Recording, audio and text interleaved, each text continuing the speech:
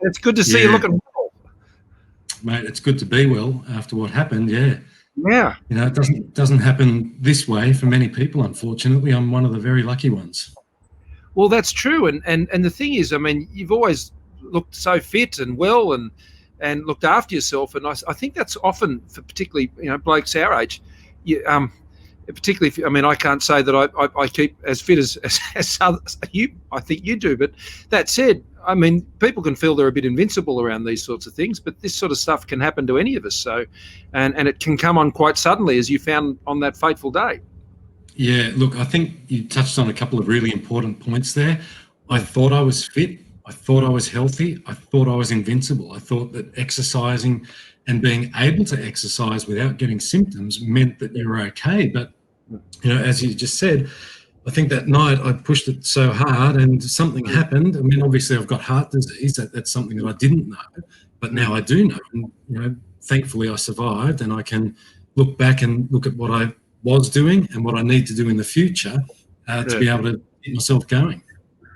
But it's also about having others around who can be there to help. I know this. I think you've met my brother Alan, is a paramedic, and he tells me these stories all the time, and so they're quite shocking. But and he has a level of skill which is well beyond what most of us would have, which is he's trained for that. But for the rest of us, being aware of the basics of what you can do in those situations is really important, and time is absolutely critical. Yeah, and that's another thing I didn't know before my event took place either. And had I been one of those bystanders on that night, I wouldn't have really felt confident to do what those people around me did to keep me alive Yeah. and wait for the paramedics to get there. So, yes, I'm on a mission now. I want to help other people become those empowered, confident bystanders, because it does make all the difference. Time is critical, and Yeah. responding positively, appropriately, and promptly can make all the difference from being that 10% figure to somewhere up around 70%. And that's really what I'm trying to achieve now. And yes, I have been talking to your brother about the world's largest CPR class, Yeah. because CPR is literally a life-saving skill. So on Saturday night, we Yeah. have thousands of households around Australia tuning in to learn how to do CPR and become confident and empowered to use it if they ever need to. Well, no, that's great, and having something that everyone can be part of, I think, particularly in this COVID period, where, I mean, it does give you opportunities to do this sort of thing, which don't otherwise occur. I know they've had these sort of types of initiatives before, but in this way, I think it'll be quite cool. It's just a tremendous initiative. So thanks for, I mean, with your involvement in it, I mean, it just goes to a whole nother level. But hopefully, people can pick up those skills, and I mean, you don't have to be absolutely perfect at this. Turning up, showing up, and taking some basic steps in these pressure situations is better than not. So, I think that's a real key message, and that's one thing I want to come out of Saturday night, that any attempt at resuscitation is better than no attempt. So you don't have to have a first aid certificate. You don't have to have a first CPR qualification. You just need to have a go at doing it, because any attempt is better than no attempt, and that can make all the difference. So, Mr. Prime Minister, if I could ask you, what message would you give to all those people tuning in on Saturday night?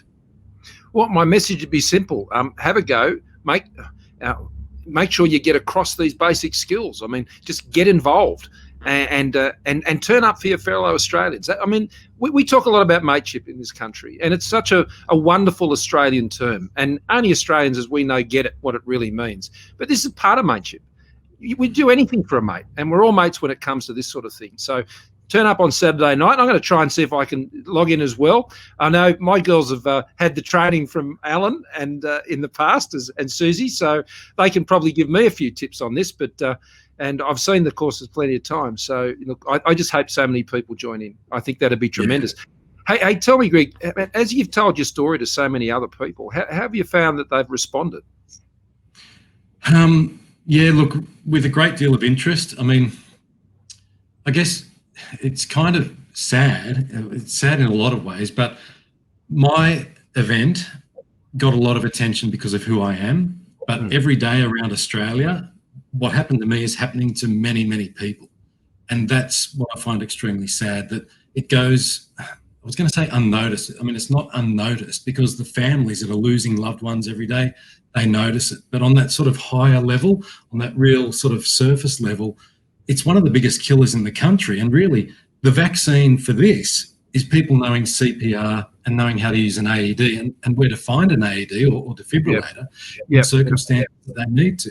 So I've been very fortunate that people have been receptive to my story and my mission because of who I am. But as I said, there's a lot of people who experience this every day and they don't get the attention that I'm getting. But hopefully, by me telling my story and sharing it with people, number one, it'll help people to look after their hearts, here and now. And then if people do get to that position where they're on the floor needing CPR, people around them are prepared to step in and be that bystander that saves their life. So you don't need a yellow skivvy for Saturday night, I take it? I'm going to put one on, mate. I'm going to be singing Hot Potato. Yeah. Well, it's a song I didn't get to sing at the bushfire concert. I passed out just before Hot Potato, so it's my dream, it's my goal to get back on the horse and sing Hot Potato.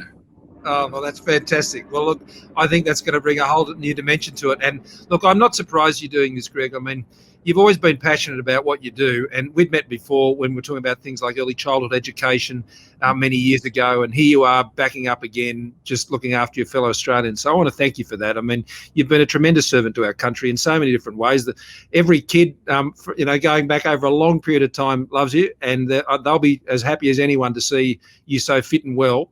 And thanks for passing on your experience to the rest of us. And it gives us a bit of a wake-up call. Yeah, that's it, mate. Wake up, Greg, in this case. But look, let's just hope it can save some lives. That's what it's about. Absolutely. Thanks for the opportunity to talk. It's good to see you. Thanks, Gomo. Cheers, mate. See you, mate. Authorised by S. Morrison, Liberal Party, Canberra.